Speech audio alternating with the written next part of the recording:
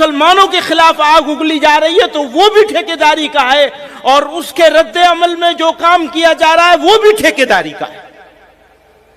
یہی میری شکایت ہے کہ نہ دشمن ہمارا پلان کرتا ہے کہ ہم یہ بولیں گے تو مسلمان اس کے جواب میں یہ بولے گا، تو یہ بولے گا تو غیر مسلموں میں، عام ہندوؤں میں جو ابھی مسلم مخالف نہیں ہوئے ہیں، اس کا رد عمل یہ پیدا ہوگا۔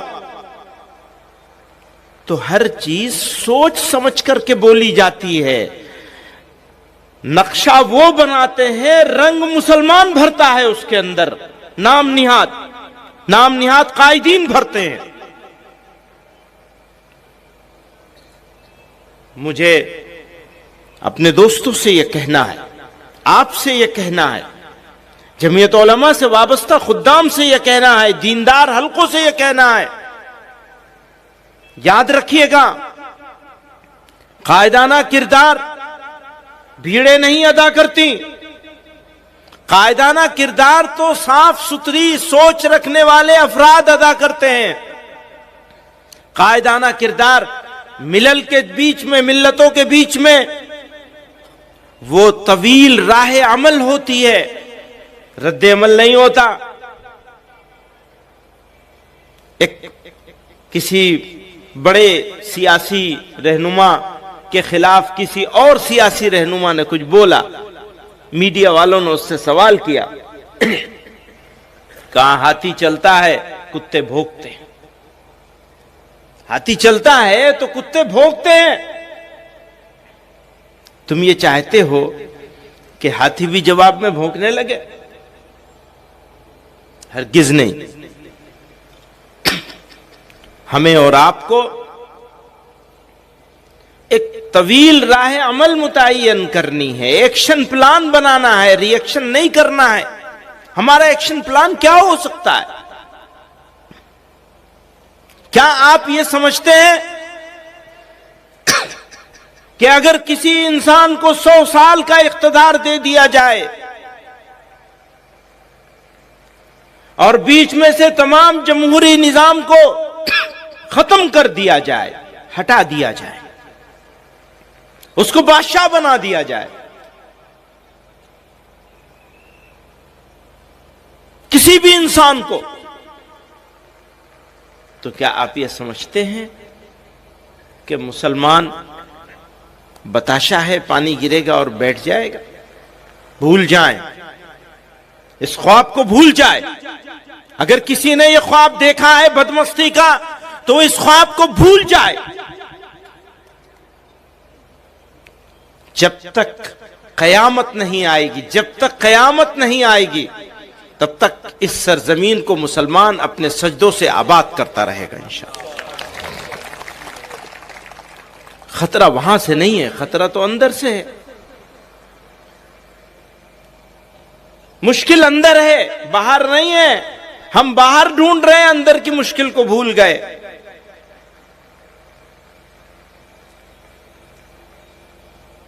میری بات کو، میری گفتگو کو ان کے نعروں نے بھٹکا دیا، اور میری قوم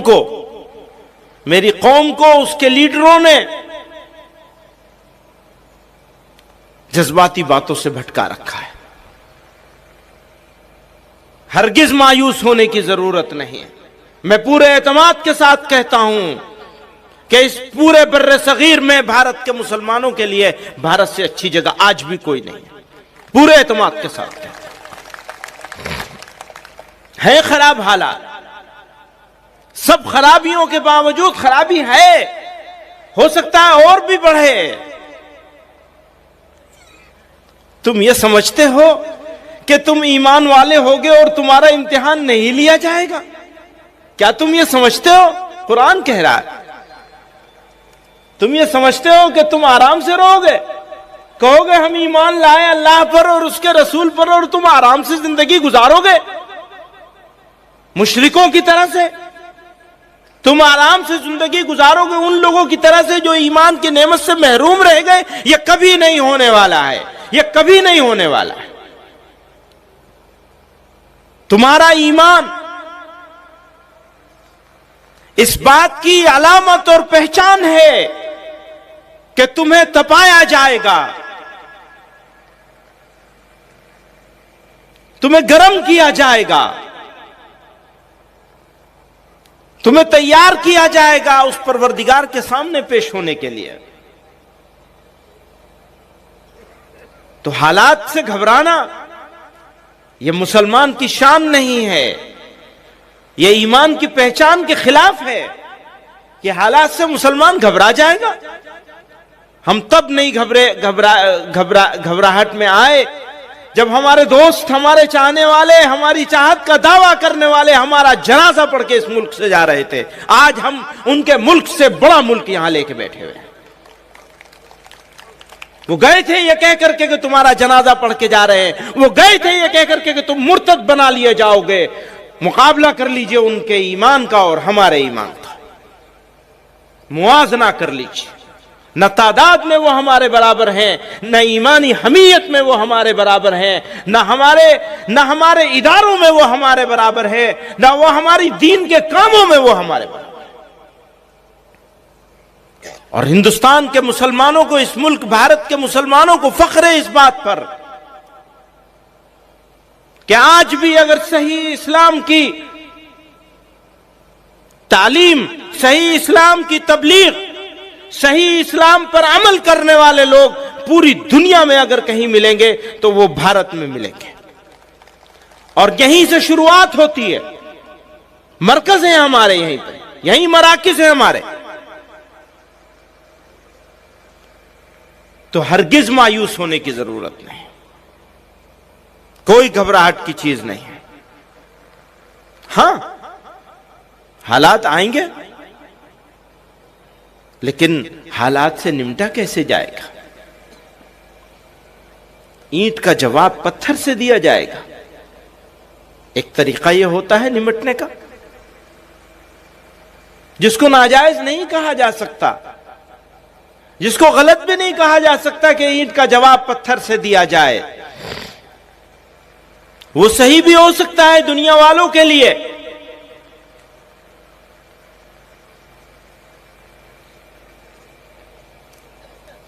لیکن ذرا آئیے اور اب سے 1400-1500 سال پیچھے چلیے، واپس جائیے،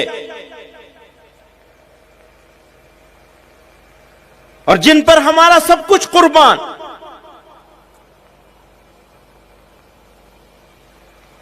جن کے واسطے سے اللہ رب العزت نے ہم کو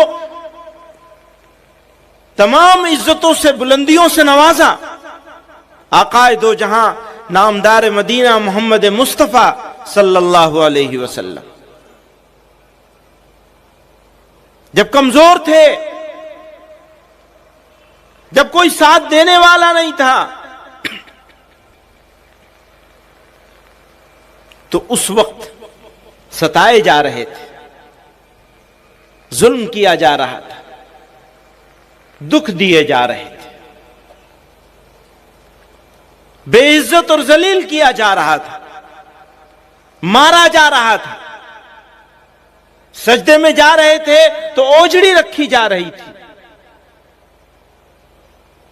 کانٹے اور کوڑا، راستے میں کانٹے بچھائے جا رہے تھے، اوپر سے کوڑا ڈالا جا رہا تھا۔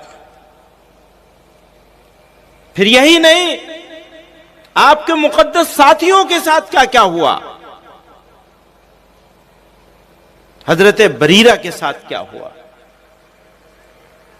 حضرت سمیہ کے ساتھ کیا ہوا، کتنے واقعات ہیں، سب معلوم ہیں آپ لوگوں کو۔ اور طائف کی گلیوں میں نبی علیہ السلام کے ساتھ کیا ہوا، آپ نے کیا کیا؟ جب وہ آئے تھے اجازت لینے کے لیے کہ آپ اجازت دے دیجئے تو پہاڑوں کو ملا دیا جائے گا، طائف کا نام و نشان مٹ جائے گا، تو جناب رسول اللہ صلی اللہ علیہ وسلم نے کیا فرمایا؟ سب کو معلوم ہے، زخموں سے چور ہیں، اور آپ فرما رہے ہیں کہ نہیں، ہو سکتا ہے ان کی نسلوں میں کوئی ایمان لے آئے، پوری نسل ہی ایمان والی ہو گئی۔ یہ تو کمزوری کی حالات ہے.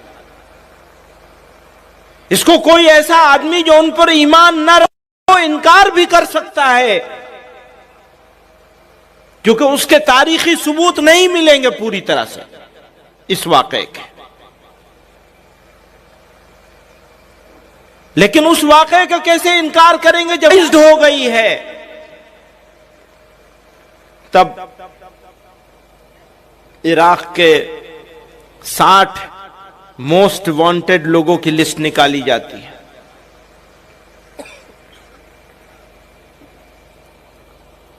جھوٹ بول کر کے، کیمیکل ویپنز کا نام لے کر حملہ کیا جاتا ہے.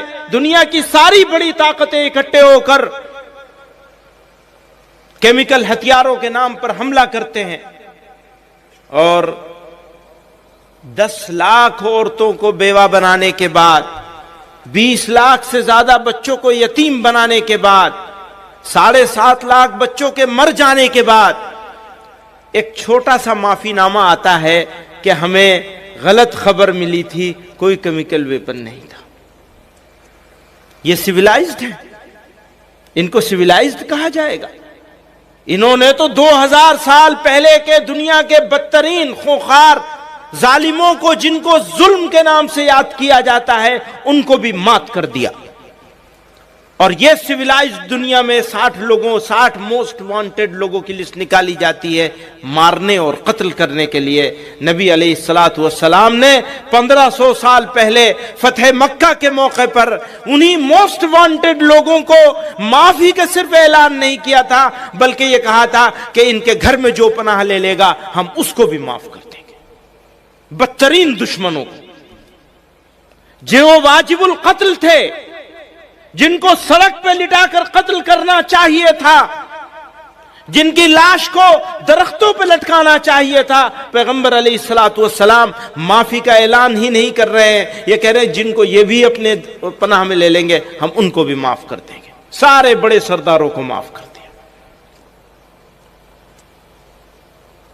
ہمارے سامنے ان کی مثال موجود ہے، اور اس مثال سے ہم نہیں سیکھیں گے، فائدہ نہیں اٹھائیں گے، تو پھر ہمیں ذلیل اور رسوا ہونے سے کوئی بچا نہیں سکے گا، کوئی نہیں بچا سکے گا. ظلم کا جواب ظلم سے نہیں دیا جا سکتا،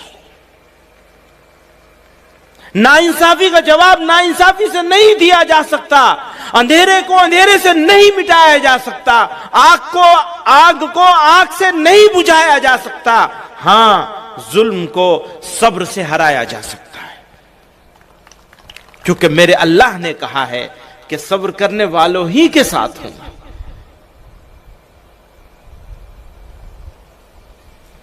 اور جب وہ کسی کے ساتھ ہو جائیں گے تو اسے کوئی ہرا سکے گا؟ کوئی ظلم کر سکے گا؟ مٹ جائے گا. مشکل یہی ہے کہ ہم اینٹ کا جواب پتھر سے دینے کے لیے تیار کیے جا رہے ہیں. ہاں، آج بھی پورے فخر کے ساتھ ہم یہ کہہ سکتے ہیں کہ بھارت کا مسلمان، انڈین مسلمز ظلم کو برداشت کر رہے ہیں، ظلم کا جواب دینے کے لیے اپنے ہاتھ سے کچھ نہیں کر رہے. یہ بھی صحیح ہے. میں صرف یہ بتانا چاہتا ہوں کہ صبر کرنا بزدلی نہیں ہے، صبر کرنا تو طاقت کی علامت ہے. پہلوان وہ جو اپنے غصے کو پی جائے، برداشت کر لے. تو ہمیں حالات کا ڈٹ کر مقابلہ کرنا ہے صبر کے ساتھ، تاکہ اللہ تعالی کی نصرت، اس کی تائید ہمارے ساتھ آ جائے. اور یہ جو مٹھی بھر لوگ ہیں یہ ناکام ہو جائیں، یہ ریئل ایشوز سے لوگوں کی اٹینشن ڈائیورٹ کرنے کے لیے، توجہ ہٹانے کے لیے مسلمانوں کو ایز اے ٹول یوز کر رہے ہیں. اب فیصلہ تو آپ ہی کو کرنا ہے کہ ٹول بننا ہے یا ان کے ارادوں کو اور ان کی سازشوں کو ناکام کر دینا. آپ انسانوں کے بیچ میں ذات کے نام پر تفریق کرتے ہیں. آپ نے اونچ نیچ کا پاٹھ پڑھایا ہوا ہے.